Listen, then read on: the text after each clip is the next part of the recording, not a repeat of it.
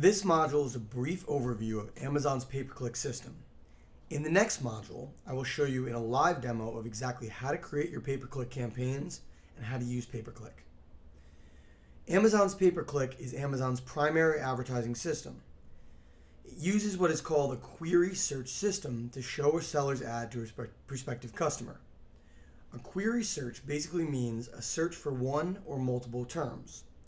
So if your term is foam roller, you would need to bid on that keyword. And if your bid was the highest, then Amazon would display your product when a potential buyer typed in foam roller in the search bar.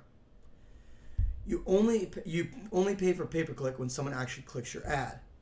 Keep in mind, even if they click it and don't buy, your account will still be charged. I just mentioned that you would need to bid on a keyword. Imagine Amazon's pay-per-click system like an auction. Your bid needs to be the highest and higher than your competitors on an individual keyword that you wish your product to show up for. There are other factors taken into account, such as relevance of the product to the keyword being used. However, the factor weighted heaviest is certainly whom has the highest bid. There are three types of keyword match types you can use. The first is called broad match. This is the furthest reaching match type for a keyword. For example, if your broad keyword was foam roller, your product would show up for anything relating to a foam roller. If someone typed in narrow firm foam roller, then your product would likely show up. Broad match is the most inexpensive of the match types to run, but also the least likely to convert to a sale. The second match type is called phrase match. This is a narrower of a match type than broad match. Let's use the same example keyword of foam roller for phrase match. Phrase match can only use words that are put in the match type and descriptive words such as colors. So if someone typed in roller of foam, you would likely show up. Also, if someone typed in black foam roller, you would also likely show up. The third match type is exact match. Exact match is exactly what it seems. The keyword must match the exact search query for the result to be displayed. This match type has the highest cost per click, but also the highest conversion rate for the right keywords. If you know that everyone is looking for a foam roller because it comes with a strap, you might consider using an exact match type of foam roller with carrying strap. Where to find your keywords. In a previous section, you had to build your keywords for your title, bullet, and back end. Those keywords are a great place to start. Expand on those in merchant words. In addition to your main keywords, you may also want to find what are called long tail keywords. These are less searched terms that are longer keywords, such as, an example would be extra thick, firm foam roller. A lot of these will be lower competition, and you may find a few that convert very well. Start narrow and then go broad. Enter your first keywords in exact and phrase match. Use the narrow match types to determine what works for your product, and then you can expand into broad keywords. For a long time, most Amazon gurus preach the opposite, but it makes more sense to start narrow. If you know the keywords that work, you won't have to dig through spreadsheets for hours to see which exact keywords converted from your broad match terms.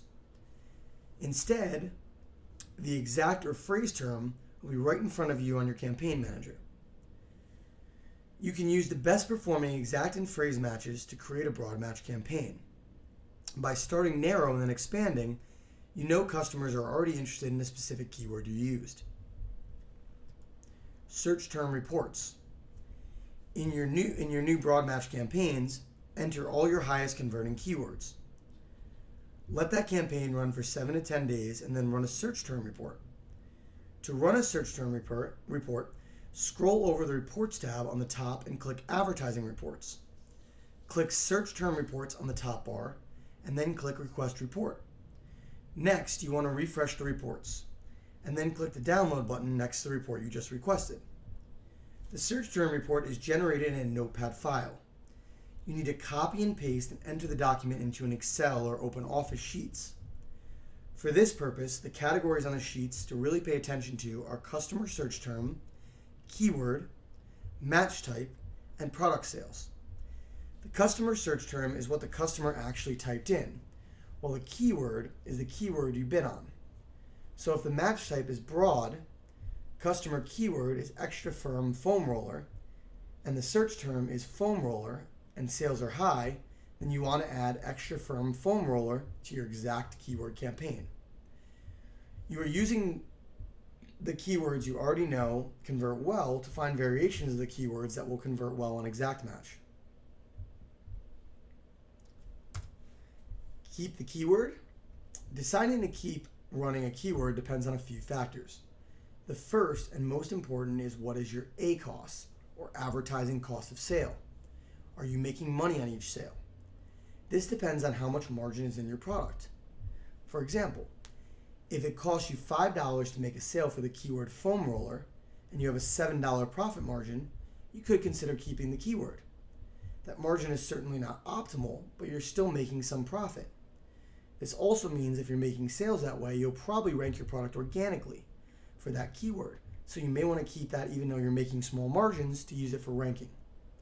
If an Exact Match keyword has received 8 clicks and no sales, it's a good sign you probably want to remove that keyword.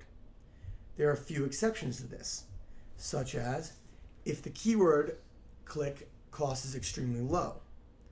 Most of the time, click-through rates today are close to $1, if not more, for most keywords. So unless you're selling a very expensive product, it is not worth paying close to $8 for a single sale. One of the factors to consider when deciding to keep running pay-per-click for a keyword is your current page ranking for that keyword. If your ACoS is high, but you're still making profit or even breaking even, you may want to still consider running that keyword again to help rank your product. I suggest going through your advertising account at least once a week to look at your ACoS per product keyword to consider what keywords to keep and what to get rid of. Take a look first at your week, then at your month, then last month. Sometimes certain keywords will have bad months, especially if you have a seasonal product, but these are worth leaving if they did well in previous months. I also suggest every 6 months taking a look at your yearly view to get an overall picture of your pay-per-click keyword standings. This helps you find keywords that used to do well but may not do well now. Over time, keywords can become too competitive to make you a decent profit. Look at the yearly view, and that can help you determine this. How and when to adjust your bids. Your bids can be adjusted by clicking into your campaign and ad group and changing the max bid next to each keyword. The suggested bids are merely a suggestion, and pretty often they're pretty far off. You want to adjust your bids up or down on a weekly basis by the amount of clicks you get and the cost per click. If, for example, your bid is $1 and you're getting only a few clicks, then you would want to try raising your bid by 25 cents every week until you start getting clicks. You can lower your bids too, but in my opinion, lowering is only worth it if the bids are getting too competitive and you cannot afford to compete for the highest bid. As I mentioned at the beginning of this module, the next module will go through everything in detail with a live demo, showing you how to print a search term report, showing you how to adjust your bids, how to create your actual campaigns. We'll go over everything in the next module, so if any of this was confusing, just check out the next module and you'll see everything live and it'll make a lot more sense.